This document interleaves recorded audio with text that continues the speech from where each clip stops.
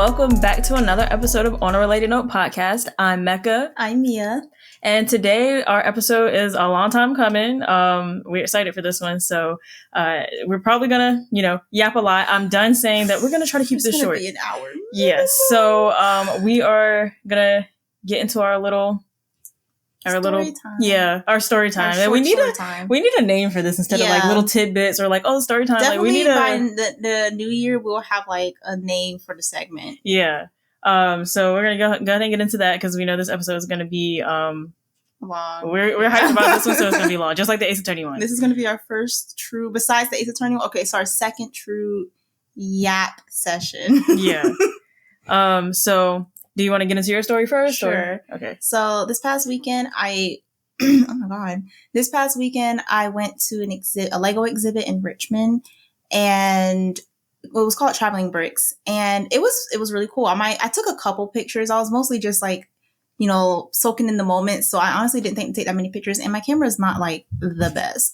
So I was just looking at them being like, ooh, cool brick Lego. I don't know if you showed me. I think you showed me like one picture, but one out of like five. Yeah. But I will show you later. Mm-hmm. But it was slightly underwhelming only because it deserved more gallery space. Like it was too short. What was there was really cool though, but it needed more, like it deserved so much more, but alas. And I also saw a movie called Small Things Like These. Really good movie, really nice movie. Not something that I can say everyone would like because of the pacing. It was kind of slow, and it focuses more on like emotion and like the atmosphere than like any drama or action and stuff like that. But it's based on a novella and it is on my list and I am going to read it. So really nice trip. Was hanging out with friends and great weekend. You basically need a book list, and I'm sure maybe you have one, but like you're always like, I'm going to read this book, next year that should be a goal for you. Like my friend, she has a lot of books, and she was recommending me ones that are either like Small Things Like These or just ones that she thought I would like. So I have like 6 up there now. And then there was a book in Tears of Themis that was referenced, and I was like, this game references a lot of in-world stuff. So I went to Google, and it's real, and I was like, bless, it's another novella. So that one's a romance novella, and the one based on a movie is like a historical kind of narrative. So yeah, that's my story time. Read books, guys. Yeah, reading is fun. Woo! Reading is fun and fundamental. So, yeah, it puts the fun in fundamental. Oh my gosh, yeah. There we go. My little story. I recently saw one of my favorite bands of over 10 years in concert, and I may have mentioned it a few weeks ago when we talked about the Avatar: The Last Airbender concert, but like I'm not much of a concert goer. I haven't been to that many concerts in my life, unless you want to count the like student jazz concerts from when I was in college. But like established artists or whatever, I've been to like maybe 3. Like I don't know. I went to Mindless Behavior. I saw Skillet. Throwback. I know, man. And that's really all that. I think my only technical concert was the Skillet one because I just like the whole family went or something. Like we tagged along, and that's the only one I've ever been to that's a real concert. Right. If you don't count Six the Musical, which is styled like a concert. So. But yeah, so the band is called Local Natives, if I didn't say that already, and I've been a fan of theirs since like early high school, and I got to see them in concert, and it was just the best time ever. Like it was so important to me because I don't see artists that much. So being able to see somebody I like, it was just like I can't like this was 2 days ago. Today's Wednesday. It was on Sunday. And I've been listening to them every day since then. Like they will come on my shuffle anyway, but like I've just been nonstop listening to them because I'm still on that concert high. Like I haven't reached post-concert depression. Converse high. Anyway. So I did the VIP package because one of the guys, Kelsey, he is leaving the band after they finish up this tour for the last part of the year. He's leaving the band, so he wanted to finish the tour with them. It's amicable and everything. He just has, other things that he wants to do with his life and other endeavors. And he's been in the band for so long. So like he's earned it. It's great. it's sad, but like they're gonna keep going. So I definitely wanted the opportunity to see as much of them as I could during the time that they were here. Since this is the first and last time I'll ever be able to see them in person. So I did the Q&A thing. I asked them about like the previous version of their band, and they were like, wait, where'd you get that from? Why do you even know that? Like, that's kind of crazy that you're asking us about that. Nobody ever asked us about that. And I was like, hey. And it was really cool to get to interact with them and everything. Like, I know there's so much discourse around like parasocial relationships, but like to be able to talk to somebody who like means a lot to you, it's just cool. It's cool. But yeah, I had a great time. I took so much footage because, of course, I did. They played all my favorite songs, it felt like. And I bought my first vinyl from the merch stand. Not just of them, but like the first vinyl ever. And so that was cool. And yeah, I hope they don't take another almost 10 years to come back. I hope they come back soon so I can see them again. That's crazy. Yeah, they came in 2016, but I wasn't really in a position to go at that time. You mean like here in our area? Yeah. I thought you just meant making music. No. Okay, that's why that's crazy. Nah. I'm not surprised that they don't come around. Yeah, but I hope we made a good enough impression on them this time that they would want to come back sooner. But they also don't like tour every year, so I guess it kind of wasn't that they didn't want to come back. It's just that they were just not touring on this side of the country, but because they're a California band. So anyway, I could just gush over this concert like a lot. Ew, I never say that word. I could talk about this concert a lot, so I'm just gonna stop now so we can get into like what we're here for today. Well, two smaller things. Right. My fidget friend for the episode is another lizard. I have two more after. I was about to say, they just keep rolling. I know you shouldn't have even gave the number. You should have just been like. I think I have one or two. This one's name is the first one was Liz, and then I pulled out Lizardo. This one is Lizandre. I think this one was Andre. Lizandre is Lizandre, something like that. I'm freaking weak, bro. He's more intact than intact. Yes, than Lizardo, because that one I tugged like this and the tail like was ripping. So I was like, oh, but I can properly stretch this one. And second, we now have matching cups for our podcast, and Yeah, you can see the green. Our colors are blue and green, and she bought some, and they're cool. Yeah, I saw these cups at work, and I was like, oh my gosh, they're cute. And then I saw them another time, I was like, oh my gosh, there are podcast colors. I have to get them. And so I finally got them. They're a little sweaty, but they're so cute. It's giving Art Deco, and I'm here for it. It kind of reminds me, too, there was a wrestling tag team, and they had a little talk show that they would do on Sundays, just on like WWE's YouTube channel called Everrise Live, because their team name was Everrise. And they always had a mug and they had their logo on it or whatever. We're not putting our logo on it. The colors speak enough and it's just cute, but like it's cool to, I feel even more official. I can make stickers though. I literally have sticker paper. Yeah, I mean, but it'll sweat off though, like with condensation. Yeah. So but it's a thought. We can probably figure it out though. Like we can make little like the things that go around the cup. Like a cozy and then put a sticker on that. It's a thought. We'll workshop it. Yeah. Okay, so we got that because I wanted to mention the cups, but I'm just like I'm thinking ahead to the content here, so I forgot. From the concert to the content. So right. Yeah, we've got all of our business taken care of. So this episode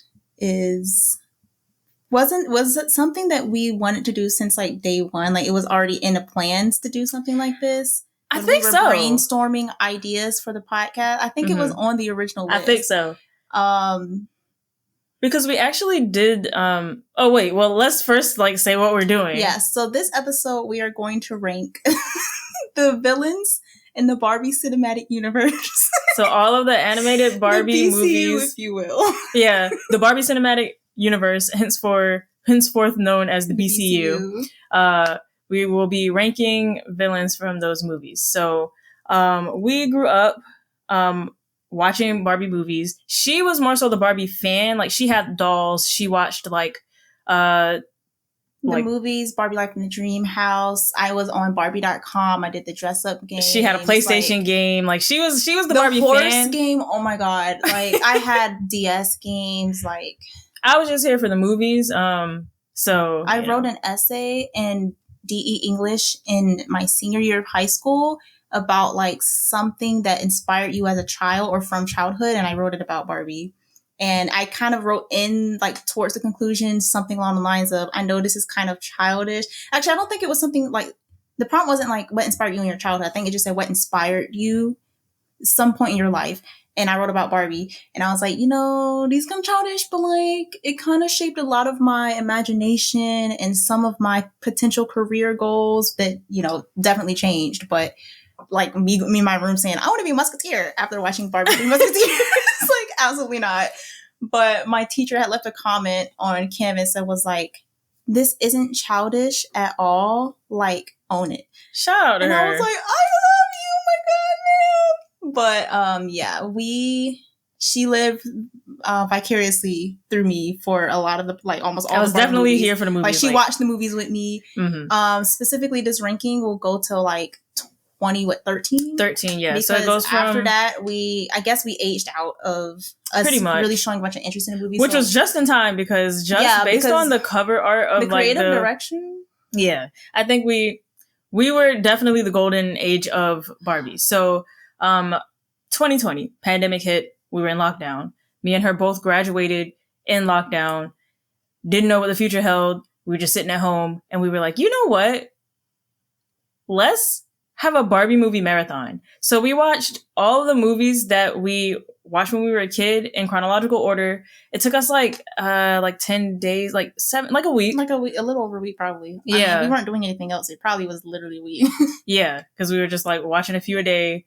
And after we finished, we just kind of was like, there were some crazy villains in there. The villains were wild. Yeah, so we just like, for fun, we kind of made a ranking of like the worst villains and put it in a note and we moved on. So when we started this podcast, we were like, we have to do that again. Let's watch all the movies again. Or this time we weeded it out a little bit because there were a few movies where like we already knew that the villain wasn't really worth ranking. So we rewatched all the ones that we knew had like rankable villains. Yeah. And we're going to rank them again. We have notes this time, so we can we watched them and took notes, so we can explain why we think they should be ranked where they are. And then at the end of this, we're going to compare this to the list we did in 2020, which we haven't looked at. I don't even know, like, just to see if it stood the test of time. Right. If the villains were that bad. Right. Is it really in concrete here? Like, yeah. So that is what we're doing, and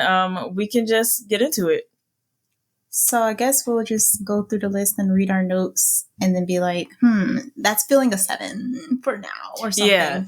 We'll do the tentative ranking as we're going through the list. And then at the end, we'll put everything in place the way we want it. And then we'll compare. So we are going in chronological order as much as we can, from starting with Barbie as Rapunzel and ending with, what is at the end? What we just watched? Princess and Popstar, right? Yes, Barbie. Oh no, actually no, Mariposa and the Fairy Princess. So, there are a couple reoccurring villains. So instead of doing their movies in chronological order, we're just going to talk about them all at once. So that'll be a little bit out of order, but for the most part, we're following the timeline. So we're starting with Barbie as Rapunzel. We had the VHS tape the OG for this. But that's when we rewatched it, we found it online because we don't have a VCR. Yeah, our VCR is Oh, do we? I'm not sure, but it definitely doesn't. It might work. be in storage or something because I swear we had one, but like it just was obsolete. So Barbie as Rapunzel, the villain there, it was Mother Gothel, and God, her freaking what was he in? His name was Otto. He was like a weasel or something. I was about to say her Otter, but his name is Otto. Oh my gosh. Her animal sidekick or animal familiar or whatever. He was just his voice is animal annoyance. Oh, his voice is crazy, and he is so worse. If you've seen the viral meme, put the gift or whatever here, oh my god, like, you know who we're talking about. So let's talk about her wrongdoings here. We're starting off crazy. The first bullet point on our notes is a quote from her. She would have been my daughter if you married me. I simply took what was mine. Like, what? So, if you know the story of Rapunzel, this is the story of Rapunzel with Barbie's own twist. So, you know, Rapunzel got kidnapped. And she was held against her will in a tower. And I'm sure there are, like, different versions of Rapunzel that the reasons for the kidnapping was all different. So, I don't know how much this version veers from the original, but like the quote said, she was taking revenge out on like the king because he didn't choose her, so he took her kid, his kid. Yes. And I'm so she stole the royal baby because the king didn't return her feelings from back in the day. Like, she had feelings for him. He was like, "Oh, I don't want you." He married somebody else, had a baby, and so as an act of revenge, she was like, "That's my baby." Yeah, she would have been my baby if you said yeah. So this is basically my baby. I'm taking her. And that actually put the two kingdoms at, like, I mean, they weren't at war, were they? They were enemies. They were enemies, but they were like on the brink of war because they were literally planning like war throughout the movie. Because Rapunzel's dad thought that the neighboring kingdom stole the baby. And for years and years, that was the thing. You stole my baby. No, I didn't. And so they hated each other. And meanwhile, it was Gothel. She trapped Rapunzel within the tower grounds her whole life, has made her be a servant. She emotionally abused this girl. She neglected her. The works. Yeah. All of the above. And she didn't have remorse either. She was 0 to 100 with her discipline. So she would be like, "Oh, you said no to me? I'm going to destroy all the art you've created over these years." Oh, like, you prepared my tea a degree higher than I liked. There goes your paintbrushes. There goes your freedoms. There goes your human rights. Yeah. So, and then literally she kidnapped a child because she got rejected. Like, there's no remorse there. She kept her for, how old was Rapunzel? Like 7? I don't know how old she was, actually. Remember, but like, she was older end of the teenager. Still, as usual. Of course, I don't know if all versions of Rapunzel does this, but her hair was cut off as an act of aggression because she was like, "You can no longer leave."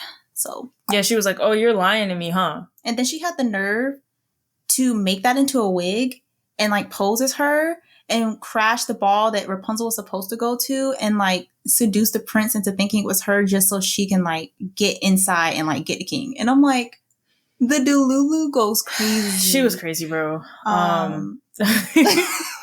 And I mean, we already talked, like, one of her, honestly, that animal sidekick is just a part of her villainy. Honestly, like, that's worth mentioning as a point of she evil, because that sidekick was the worst. It was so annoying. And then she also had a dragon as her, like, what do they call it? Yeah, I guess so. He was like another servant. Yeah, so he had a daughter. And the daughter was friends with Rapunzel. And so Gothel, she had them enslaved or whatever. They were working for her. And she abused them too. So if they did something that she don't like, or if the daughter was being too friendly, she would punish the dad because of it. And just stuff like that. Like, she was just bad. My last bullet point on this was, what was even her evil plans? She wanted the kingdoms to destroy themselves, but why? Pure Delulu. Yeah, because she was just... Like, I kind of get... I mean, I don't approve, but I get, like, oh, I'm mad at you specifically, so I'm going to take something from you. But also, part of the reason was so that the kingdoms can just, like, be at each other's throats. But I'm like, but why go that She far? let them be at odds for so long and just sat back and watched. But what was she gaining from that? Like, actually, well, she thought she was gaining, like, ooh, satisfaction because now they're all mad because we can all be mad together. Like, if I'm not happy, nobody can be happy. Likes company. So I feel like she definitely has to be in the top 5 just because when she destroyed that art, I was like, how could you simply do that? And she cut Rapunzel's hair, and she abused the dragons, and yeah, like she pretended to be Rapunzel and tricked the prince. And then she was throwing like magic blasts at him and stuff. Like, she was gonna hurt that boy. Like, he was like barrel rolling, get out the way. She was just like, I don't care what happened to you, like. And I feel like that's pretty intense. So I think she goes like fairly high. Where do you want to put her as a placeholder? Because we're doing this out of 10. Because we technically have 15 people, so we're gonna do a top 10 and then maybe some honorable mentions. So out of 10, I'd say 5 or 6. We could put her at 6 for now. Cause, yeah, she was pretty bad. All right, next movie we have Barbie of Swan Lake, and the villain here was Rothbart. His first crime is that he's ugly and got a big odd nose. Bro, it's so crazy. I put that, and then like the past couple weeks, I saw a video that I told you about where they were like, we always put large features onto villains, and then like make that a symbol of evil and bad. Whereas in real life, people have these features, like different noses, like ethnic noses, if you will, and I don't know, big lips or something. And it's like, we need to stop normalizing this in cartoons because we make the protagonists have button noses and like large, pretty eyes. And then the villains have like, what do they call? The bridge? Yeah, like a really pronounced nose bridges, or like the bottom is all crooked, like stuff like that. And I was like, we shouldn't do that. And then I go and put big on nose. I mean, it was huge. It was actually like 80% of his face. So like, that's not quite real life. So with that said, I stand by what I said. So his deal, besides just being ugly, was that he let envy take over him. He was mad that he wasn't chosen to be the fairy king over well, I don't know if she had a name, but she was just the fairy queen or whatever. Yeah. So he was mad that he wasn't chosen to be as such, so he poisoned the forest. Again, it was a case of if I can't have it, nobody can. So he enslaved all the elves and the forest dwellers. He turned them all into animals.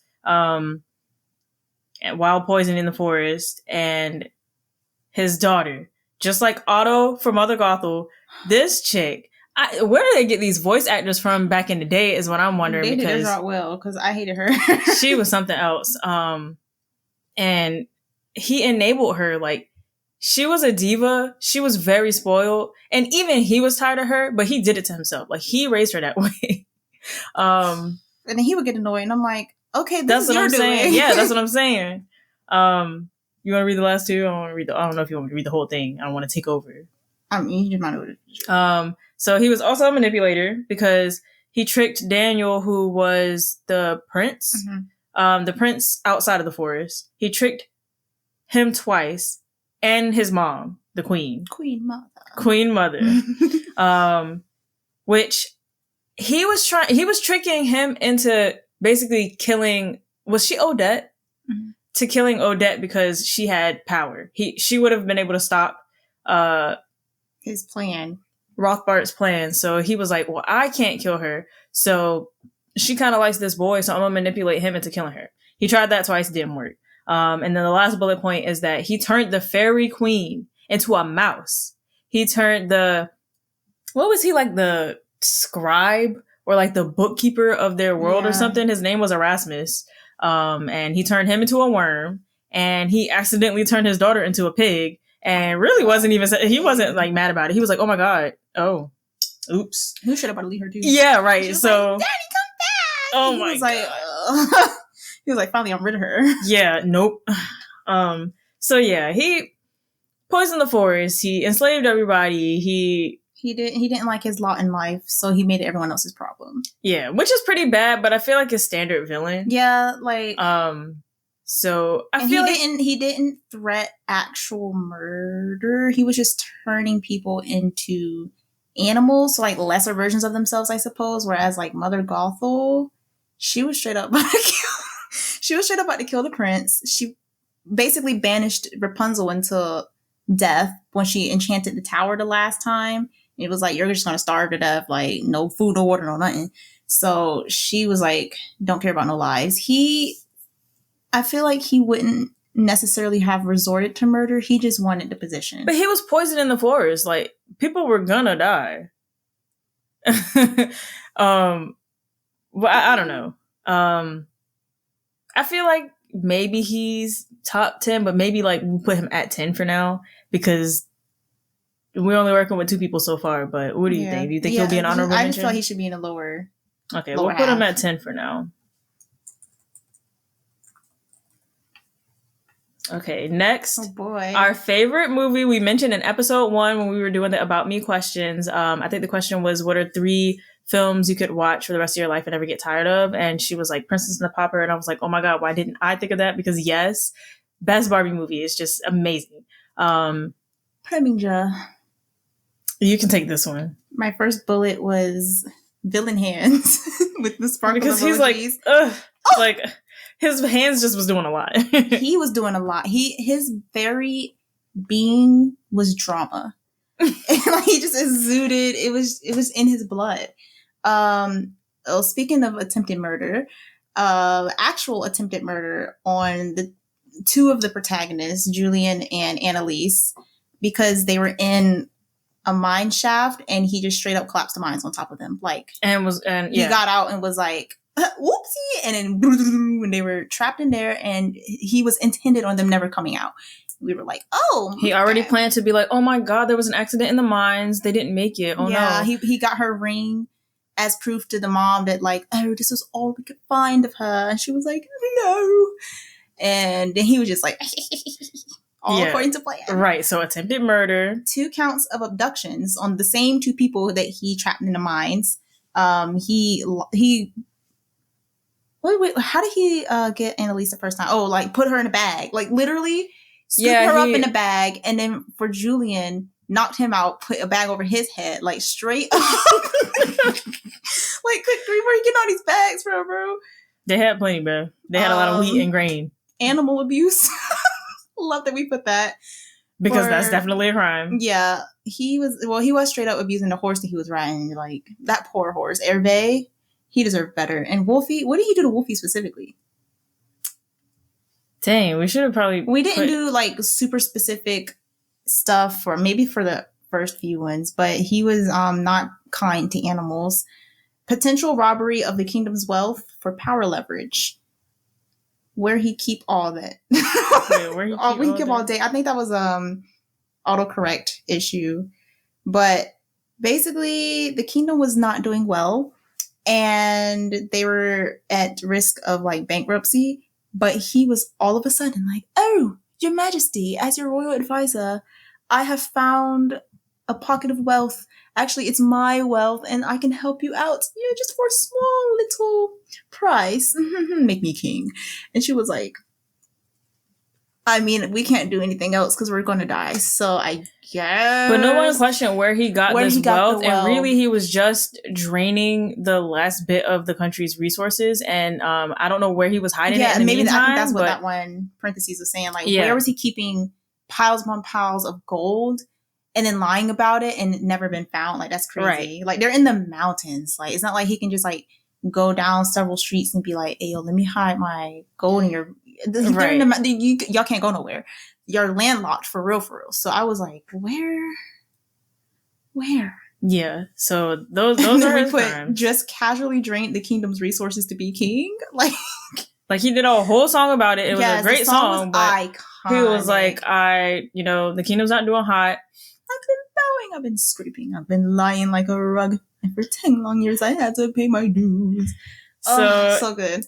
He was like, I found all this wealth, so like I can give it to you. I don't mind doing that at all, but like if you marry me because you're a widow and made me king, then like it's a win-win, right? Like, it's no problems. So that's why he tried to Annalise, because she was next in line. So he was like, if I get rid of her, then nobody's in my way. Power. Didn't work out, obviously, but I feel like those crimes, attempted murder, 2 counts of abduction, animal abuse, and I don't know what it's not embezzlement. It's not like I mean, is it treason? Like, it was absolutely treason. So he's got a lot going on. Not only did he take all the wealth, he was lying about it and concealing it, and the kingdom literally could have collapsed because of that. So I don't know the legal terminology for There's that. some real world implications to this as compared to like Rothbart. Even though what he was doing was bad, this could happen for real, and I feel like that's even more like villainous. So he definitely goes higher than Rothbart, and he's definitely in the top 10. Even like I'll allow a little bit of bias here just for Preminger because it's just my favorite movie, and I just think he's iconic. So number 4, like, I don't know. He's got to be. I don't think he should be higher than Gothel. Oh, for real? Just because, I mean, what Preminger did, it was more short term. Okay, wait. She had 2 kingdoms ready to like end each other for like they were at a Cold War for like 15, 16 years. His wasn't necessarily short term. That's just the only window that we saw. Like his would have damaged the economy for years, but once again, it was only for one kingdom. This Mother Gothel involved 2 kingdoms, and it would have been like a large scale war. So and an innocent child. I get it. Okay, let's put him at 7. Since she's at 6 right now. 8. Yeah, Preminger. Yeah, because they did the same. Both animal abuse, both like emotional. Well, he didn't really neglect nobody. He was so silly that like you can kind of laugh at some of the stuff he was doing. Gothel was just she was just like, oh like there was no redeeming. Yeah, like. So yeah, that's that. Next movie is Barbie Fairytopia. Now this villain, Laverna, Fairytopia spans across. It's a trilogy. Yeah, 3 movies. So Laverna is the villain in every movie. So really, we're just going to talk about what she's done in general. Yeah. So throughout all the movies. In the first movie, Fairytopia, another remorseless villain. She has been cooking up a device to take all the guardian fairies' powers for 10 years, like a whole decade. And what was her thing? She was the sister of the enchantress who was the leader of all of Fairytopia. So another jealous, well loved, basically like Rothbart. Like he, Rothbart's cousin had the power and was chosen over him. So he was like, I want it though. And the same with Laverna. So she had been plotting her revenge for 10 years with this device that would make them not able to fly. And so she also had, so once they weren't able to fly, this is the sickness. It's a sickness to keep them from flying. And then she was going to be like, I have an antidote, everybody. Like nobody knew it was her who infected them, but then she would come out of nowhere and be like, I have an antidote. And then she would win everybody's trust for saving them, and then like try to make her claim to the throne and be like, well, your queen couldn't save you, but I did. So like, should I be queen? That was her plan. So more, I guess, is this animal abuse or like is just kidnapping? I don't know, but both. The protagonist's animal sidekick, his name is Bibble. He's a puffball. Laverna trapped him in a tetanus riddled cage is what our note said, because that thing was rusty. Gross. Tricked her sister, the mother of an enchantress, into reconciling just to poison her into slumber. It was basically death. But, Barbie movie said, we're not going to just straight up murder, I guess. So we're just going to put her in eternal rest. Right. And then she kidnapped all the guardians, and her plan was to take all their powers and just become queen. So like bad. But obviously it's Barbie, so she didn't win in the end. But so they destroyed her plan, her machine, all that stuff. They banished her to the bogs of the hinterlands or something. Yeah, something like that. So in the second movie, Fairytopia Mermaidia. Oh my god, the first bullet. Go for it. Oh, her right-hand man. Well, were they all fungus, but he was only Fungus Maximus? Yeah. Okay, so there was like a species called fungus, and the leader, Fungus Maximus, said, I'm gonna choke y'all out in your own home. And he had a green vial of poison that he was threatening to dump into the water, and this poison depleted all the oxygen in the water, and he was holding the mermaid prince hostage and was like, if you don't show me what was it called? Do we have it in the notes? Oh, the immunity Betty. The any better. That's how he said it. He was like, if you don't show me where this immunity berry is, which would give her like ultimate power, I'm going to poison all of the ocean. Like it's going to happen in like 10 minutes. Like it's that powerful. And he actually put a drop in there to like show that he wasn't playing, and that thing went crazy. Yeah. Like, so I was like, oh wait, Barbie, y'all kidding? Like, yeah, I was kind of surprised that they did this. He's threatening to like decimate an entire ecosystem, like ecosystems. Yeah. Biome. So like, mind you, Laverna's banished right now, and she's in frog form, like way on the outskirts of like civilization and everything. Yeah. So she's sending Fungus Maximus and the rest of the fungus, whatever, to do her bidding for majority of this movie. But they would always show like Fungus went back to the bogs and was talking to her. And at one point he was like, the brackishness of the swamp water really brings out the light in your otherwise murky eyes. And I'm like, bro, this dude you're crazy. Your right hand man describe you that way, then you're vile. So yeah, Fungus Maximus kidnapped the Mer Prince, Prince Nalu, to force him to reveal the location of the immunity berry. Was that when he dropped the? Mm-hmm. No, that was it? Mm-hmm. Okay, when he first got him. Okay, so the berry protects somebody from magic from past, present, and future. And that's why she wanted it so bad, because she would basically be God. Yeah. Like nothing can touch her. And she threatened to hang Maximus by his toe to be eaten by what were called firebirds if he didn't enter this vortex that basically, did that lead him to the berry? Yeah, and to he the was cave. Like, I'm not trying to go down there. That's crazy. I did all this, but like not that. And she was like, if you don't do this, you're done. And he was like, okay. So yeah, she had no remorse, like for her people or for the enemy. Like she just didn't care. And then in the last movie, Barbie Fairytopia, Magic of the Rainbow, she came back herself. Like nobody was doing her bidding, and she was there. She tricked the protagonist, right?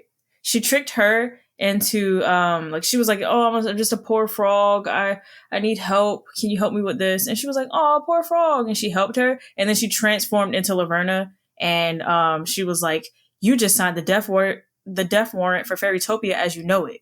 Ooh, how does that feel? And it was like, oh my god, like that was such a moment. That was such a villain line. Yes. So she's back now, and she was infiltrating. Wait, this is when they were all training to do the spring bloom thing, right? So she infiltrated their school and basically took over one of the students' minds, right? Or she hid her and then disguised herself as the girl. So she was there whole time learning how to do this ceremony that starts spring. And if you fail this ceremony, like if it fails, it's winter forever, basically. It was for 10 years. 10 years. Okay. So that was her plan in this movie, to just make it winter for 10 years. Because at this point, it's been 3 movies. She's been foiled and foiled. So she's like, you know what? Everybody gonna suffer for real. I'm done trying to like play hero, become queen. I'm just trying to kill everybody. So we don't have many bullet points for this movie besides the second one is homophobic, because it's called Magic of the Rainbow, and we were like, oh my god, Barbie said gay rights, and she was just like, everyone's my enemy actually, and I'm like, yeah, gosh. So jokingly we were like, yeah, but yeah, we didn't really put much, because like, actually, why didn't we? Probably because she just had one main motive. Yeah, and we already talked about her twice at this point, so like we know what her character is by now, so we just basically her thing was like, if I don't get what I want, everyone suffers. Yeah, so she was also like, I'm gonna pick all y'all off one by one, and I'm gonna stop this ceremony from happening. Obviously they stopped the Laverna instead, but culmination of all 3 movies, like, it's the fact that like she kept coming back automatically puts her as one of the worst villains for sure, because she wouldn't die, like she wouldn't stay gone, and she's so persistent. And she tried it the nice way the first time. I'm gonna just stop y'all from flying, I'm gonna get y'all the antidote, I'm gonna be queen. That didn't work, so she was like, genocide of ocean creatures. And then in the third one, she was like, okay. Genocide of the world. Yeah. Well, maybe not quite genocide because like the fairies can't really live in winter like that. Okay, well. Like, that would have destroyed them. So, yeah, basically. She was like, if I'm going to take myself and all of y'all down with me. Right. Because I know she probably wouldn't have been well either, but she said, it's to make my point. I don't know. You know how evil is. She probably thrived in the cold, or she probably had somewhere else to be. A bunker. Something. So I think all of that combined definitely puts her in, I don't know, is top 3 too high or just top 5 somewhere? Definitely top 5. We could put her at like at least 2 attempted genocides. We could put her at number 4 right now. Treason for sure. Animal abuse. So number 4 for now? Yeah. Laverna. Okay. Oh, good grief. The next movie, this dude's going, I mean, he's definitely top 5 too, I think. We'll see. Wenlock from Barbie Magic of Pegasus. Barbie and the Magic of Pegasus, yes. Your first bullet point is... the audacity. His whole, oh my God. TLDR for him. He wanted what he wanted. This is a recurring theme. It's like, if I don't get what I want, it's everyone's problem. And his audacity was that he just liked women, and he was like, I'm just going to take her. And if you don't give me her, your whole kingdom's frozen. And we were like, okay, sir, she's 16. You're how? Yeah. Like, I don't really know how old he was. He was just like ancient or something. Because he was a warlock, so yeah, he could have been around forever. He casually was abducting women from across the lands to be his wives. He had like a collection of women and stole a sorcerer's staff to become a literal danger to society. Because he had magic, I guess maybe innately, but the staff was really what channeled it. Or maybe only the staff had the power. I think only the staff had the power. I think so, because then in the end, without it. Yeah. So he just stole some sorcerer's staff, like, off the side of the road, and was like, this is mine now, and this world will be mine too. So he went around and was just like taking the princesses of kingdoms and was like, you're going to be my wife. And then he would get tired of them, turn them into a what would you consider them? Like a hag, I guess. They were dwarves. Okay. Well, he would turn them into not themselves anymore, and then go on to try to find another princess to steal. So he did that in our protagonist's kingdom to her older sister. He was like, I'm coming to take take Brietta when she was 16. And she didn't want to, so he turned her into a Pegasus. And then years later, when the protagonist named Annika, she was 16, he came back. So basically he likes minors. It's like, what is this pattern of 16? But the time period was like, it was time period appropriate, I guess. Like, if you want to try to date it, it made sense, but it's like not okay still. So Annika, it was her 16th birthday. He was like, hey, I'm here to try again. You can come with me. And obviously she was like, no. Try again. Yeah. So she said no, and he was like, she was ice skating at the time. So everybody on the ice rink, he turned everybody into ice and was like, all right, I'm going to give you 3 days to become my wife, or this spell is going to be permanent. Everybody's going to be ice and it's going to be on you. So she went on this journey to like find the opposite of what his staff is, the good wand, light version. The wand of light. And so she could defeat him and like just put it into it in general. So, oh yeah, I see the bullet point about turning his previous wives into dwarves because they were annoying, and he made them his servants, and all of them were being abused emotionally because they would come to serve him food, and he'd be like, he would smack the tray up and the food would spill on the lady, and he would use the bottom of the tray to like pick his teeth, and like he would be like, oh, this isn't good enough and whatever. Like, he was just really abusive. He tricked the one, like another audacity moment was like, it's something he didn't even have to do, but he did, was that he tricked this pawn shop owner and turned him into a doormat so people can keep walking all over him. Now, the pawn shop owner was not innocent, but he definitely didn't deserve to be. He had to do all that. Like, I'm pretty sure he was normal after he was defeated in the end. Like, he got transformed back. But it's the fact that he literally was like, look, you turned into exactly what you are, a doormat. Like, that was wild. That was crazy. We just said crazy at the same time. Anyway. And then the last bullet point we have is that he left the protagonist for dead by burying her under a huge pile of snow. Like, massive, like, avalanche. Like an avalanche, yeah. And she was done. Like, she would have been done.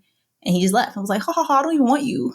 I never wanted you. I just wanted the thrill. Yeah, and so, then, like, this dude is gross on a lot of levels. And I think that's just, like, he deserves to be high on the list because...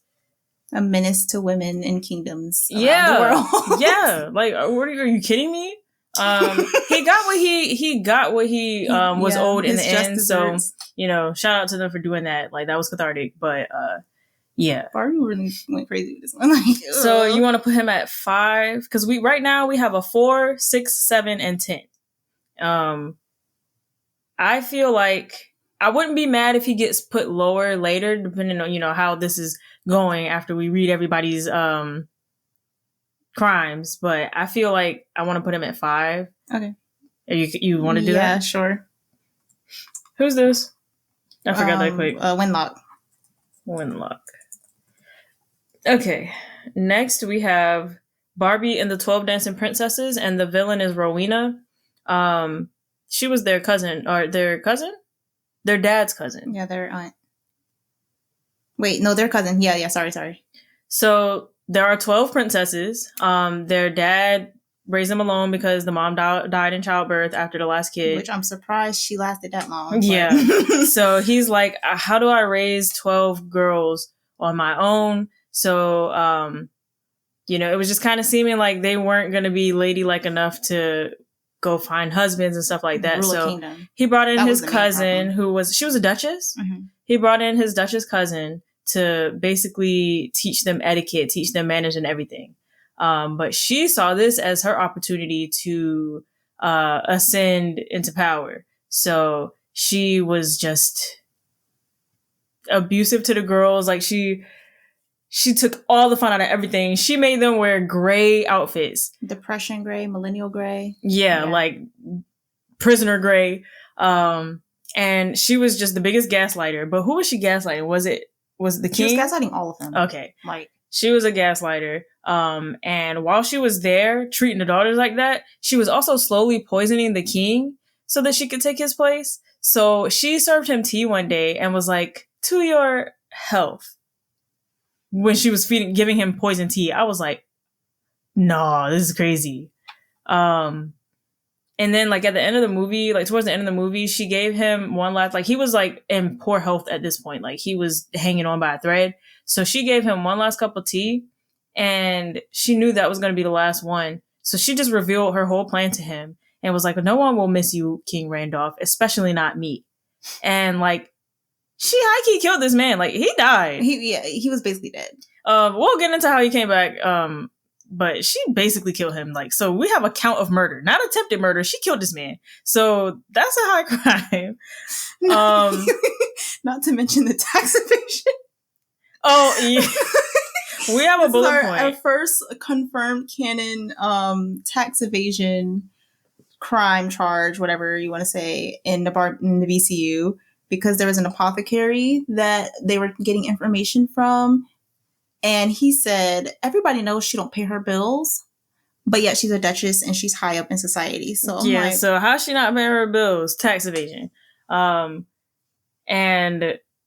so the reason the movie is called 12 Dancing Princesses is that all the daughters like to dance. And at some point in the movie, they found this like secret pavilion where they could like dance magically all night or whatever. So there was magical water. Or was it the flower? The flowers were magic. So you could wish on anything in there and it will turn into something. So, when Rowena, this is Rowena? Yes. When Rowena discovered this pavilion, she, destroyed it. And what our bullet point says, she destroyed the only way out of the enchanted pavilion so that she could make, the daughters enemies of the kingdoms by saying that, oh, they ran away. They're traitors. So she was going to trap them there. And, oh, you know what? Related to the tax evasion thing, the bullet point before that was that she exchanged the deceased queen's silver goblet in exchange for more poison to kill the king. So she was using other people's stuff to pay for the poison to kill the kid. Like, not his own wife's... I'm about to say, not only other people's stuff, like his beloved wife's, one of the only things that she left, like that the daughters had or whatever, so that without second thought. Yeah, so like, what do you mean this is not an evil? Like, this woman is evil. She's so insensitive too. Like, the daughters would be like one of their birthdays was there and they were trying to celebrate the birthday, but she was like, I don't care. We got stuff to do today. So we're canceling the celebration. Not like, oh, y'all got to do this later. She was like, we're not celebrating. We're working. And she had an animal sidekick who was also like the worst. And he was breaking gifts from their mom, breaking stuff that meant stuff to them, and was like laughing about it. He threw this jewelry box on the ground. Oh yeah, we have a whole section for him. We can get into that. His name is Brutus. You can take over, bro, because I'm just mad thinking about him. So I'm just going to read verbatim for the bullet points because I put my feelings into the bullet points. The freaking monkey, Brutus. This was a quote from you, Mecca. You said, wiry and wet, like steel wool that sat in the sink for a day. That's what he looked like. That's what his fur looked like. That's just actually his portrait. That's just him. He chucked a sister's music box over his shoulder and decimated it. A music box from their mother, you know? A certified snitch, no matter what they did. He ran straight to her. And like, he couldn't talk and be understood by humans. So he would just be like, or whatever. And she's just like, oh, what are you talking about? But he would direct her to the chaos. And she's like, So you couldn't breathe around this monkey without him telling on you. And then he ripped several flight feathers from this bird,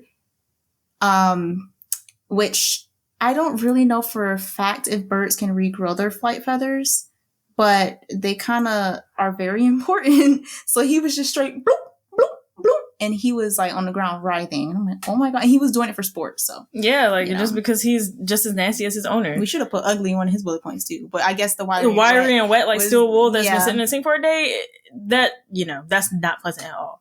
So actual attempted and succeeded murder for a while. He got wished back to life essentially, but she killed that man. Like without he had took his last breath. So she stole from the royal, I don't know, possessions and sold the queen's goblet, tax evasion, and just being abusive, emotional abuse. Not really physical abuse. She didn't hit them, but like she destroyed their stuff. She destroyed their dreams, their hopes, their happiness. But she's the first actual like villain that succeeded in killing someone. Yes, she's very evil. So she's gaslight gatekeep, but without the girl boss because she doesn't deserve that title at all. And one thing I appreciate about these Barbie movies is that the way the villains get their due in the end is like pretty satisfying. Justice. So she wanted to keep the girls from dancing, and she ended up being put under a spell where she had to dance for the rest of her life. Like she was just yeah, basically. Did it make her immortal, or was it for the rest of her life? I don't know. Was it forever? No, it was forever. The spell was like dance forever. Yeah. So she got what she's cooked. Yes. But where does she go? Being a murderer, and an abuser. And a thief. And a tax evader. And having that stupid monkey. I low-key feel like she should be above Wenlock, but below Laverna. All right. So Wenlock moves down to 6, and because he also kind of attempted murder in a way, like of half the kingdom. And stuff. Like they basically are dead. Like they can't do anything. But Laverna was like 2 counts of attempted genocide. So like I don't know about going above that, but like she straight up was about to destroy this kingdom from the inside out. So I think unfortunately, and maybe it's not unfortunate, but Laverna will have to pretty much stay where she is, if not move higher, because this was 3 movies of this mess. She's like 3 movies to explain and display her evil. Yeah. And she had 2 chances to do the right thing and she didn't. So right isn't in her vocabulary. All right, next movie we got. We have like the most bullets for this. Barbie as the Island Princess with the villain Ariana. We do have quite a book on her. Read the bullets in order, because that is kind of in the order of the plot. Yes. Without having to get too deep into the actual plot, because this is already long. Yeah. All right. So we can just add on as we go. But she grew up bitter because of her parents' actions. What was her position before she rose up in power? Like, she was like the daughter of a farmhand or something? Like, she grew up on a farm. So her parents tried to kill the king and queen of their kingdom and obviously didn't succeed. And they were punished by their land being taken from them. So she ran away from all of that because she was like, I'm not about to live a life in the dirt. And she ended up marrying this really old king. She like climbed up in power. They didn't describe exactly what she did to like climb the ranks, but she did.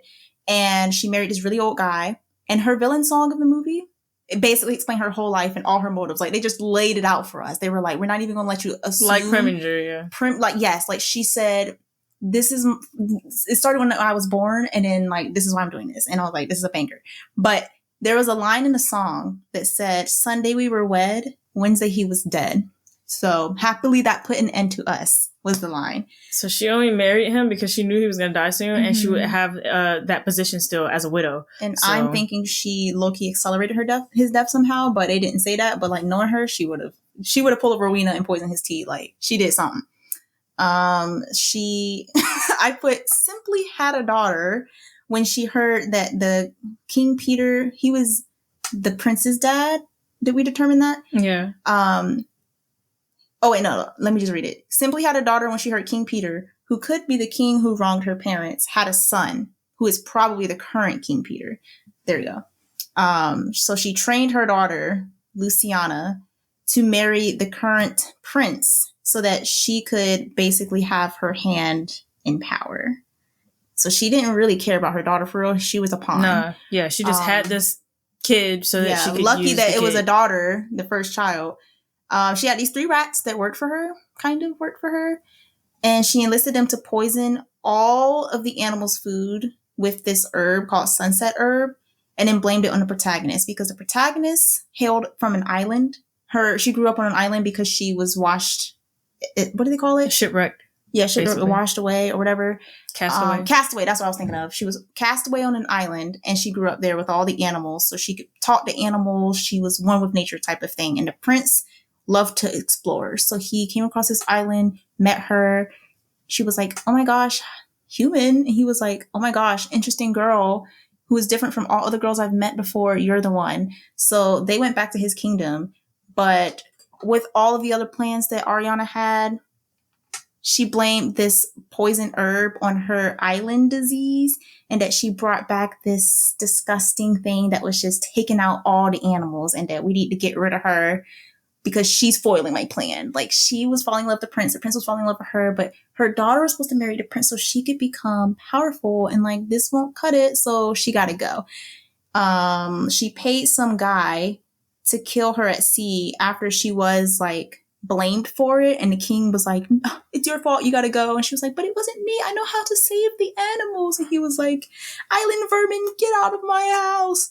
And he worked on the ship, he was a sailor or something. He was just a sailor. She paid him to make sure she was done when she got on that boat. And my last bullet for this was that she poisoned the wedding cake. And at the end of the movie, when her daughter and the prince were finally supposed to get married, so that the royal family could be taken out after the wedding. So not only was she trying to get her daughter in, she was like, she's going to marry him, and then I'm just going to kill all y'all so that there's no one left, so that I'm basically queen. Like, did this happen in Bullet Train? In the part of Bullet Train, I think it did. When Bad Bunny's character was getting married, the wedding cake had been poisoned, and like everybody started like bleeding out of their eyes, or something like that. Something. That kind of reminded me of that. I don't know. Yeah. Just backtracking really quickly to the rats that she enlisted to poison all the animals. She did them dirty too. They did all that work, and she was like, yeah, I'm going to give y'all all the cheese y'all could desire if y'all do this favor for me. So they had a whole song, like, so excited for this cheese. The song was actually really good. And then she only gave them 1 cube to split amongst the 3 of them. So, like, she did them dirty too. Yeah. But yeah, I think... So we got... She has a history of like, she has a terrible history, and she's just a terrible person. And her poor daughter. Yeah, her daughter was the sweetest thing. I don't know who raised her, but because it wasn't Ariana. Like, this girl somehow deflected all of the evil that was coming off her mom. She was like, a negative plus negative makes a positive because I'm an angel. Yeah, and she was so sweet, but she came to terms by the end of the movie that like, oh, my mom is like, not only is she just strict and stuff, but like she's evil. And she's the one who did it. And she spoke against her mom, right? Like at the end, she was like, yeah, Mother, wasn't it you who blah, blah, blah, blah, blah? And she was like, you're on my side. But no. Yeah, so. Which is very satisfying. So she potentially killed that king that she married, the really old guy. He was old, so he was gonna die, but like Mia said, like that quickly after the wedding, it was literally 3 days. She may have killed him.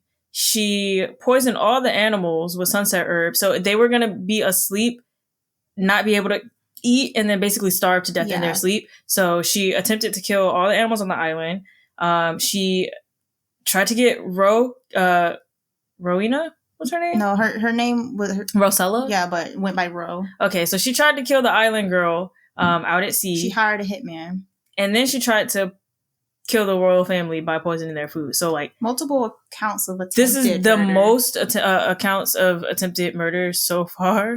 What do you call, like, indirect murder or something when you hire someone to do it for you? You're not the one doing it, but, like, it's premeditated nonetheless. I guess. I don't know the term for it, but yeah. So she definitely is on the top 10 list. But where? I'm not sure. I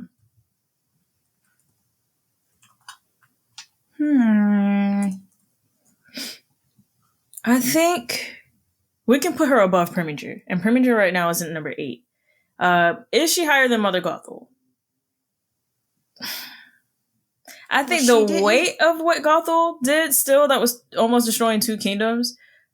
But and if we compare like the fact they both had children, Mother Gothel was a lot more aggressive with her abuse, but Ariana's abuse was more like emotional neglect, and she did not connect with her daughter at all. Like, she didn't care about what she liked or wanted to do. She was just like, you're going to do what I want you to do so that I can get what I want. So it was like neglect versus a couple different types of abuse from Mother Gothel. She broke her stuff. She probably would have slapped her if she could. Like, she left her for dead. Like, ooh. But I still think, even having potentially destroyed 2 kingdoms and kidnapping a baby, I think all of the attempted murders that Ariana, this is who we're talking about, right? Ariana tried, like, she was more hands-on with these things. So I feel like that's a little bit more egregious, personally. So it's a morality battle, I guess, of like her being more directly tied to what went down versus like being a bystander to your one crime of 10 years ago or however long, 16 years. And then like the dominoes are falling and you're just watching all the destruction. You're enabling it in a way by like not stopping it or not coming out and saying, I took your daughter because why would she do that, right? So, So right now we have Wenlock and then Gothel. I'm thinking Wenlock, Ariana, Gothel. But if you want to do... I'm not opposed. I feel like I won't be opposed until like everyone's on the list. Okay. We should have... I don't know. We should have did like a separate list of crimes outside of the notes, like to sort of compile what they did, just so it could be a little easier. Because it's a long... Yeah, we're already at an hour and 5 minutes. This is going to be another two-parter. We can indeed do a 2-part. Because I think we're going to be at least another 30 minutes with this. And I would hope that you guys like listening to us this much, but I don't want to see... It's just going to be a yap session. Yeah, I wouldn't really enjoy myself sitting through this long because my attention span is short. So if I was listening, I don't know if I would appreciate it being this long. So we can make this a 2-part, but should we continue filming and then just cut it in half? Mayhaps, or yeah. Yeah, so we've never done this format before, so if it's a little wonky, bear with us. I think we are going to end it here at part 1. Yeah. Just so it won't be 300 hours. Right. So thanks for sticking around for this. I hope it's enjoyable so far. We're just gonna like cut it here and then just pretend like when you see part 2 that that we're not in the same clothes, but whatever. Make sure you be honest. I'm in my Barbie fit still. Make sure you follow us on Instagram and Twitter at Related Note Pod.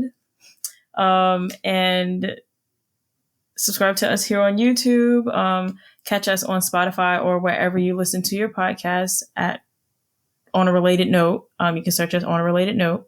And I think that's it. Until part 2, where we up again. Bye.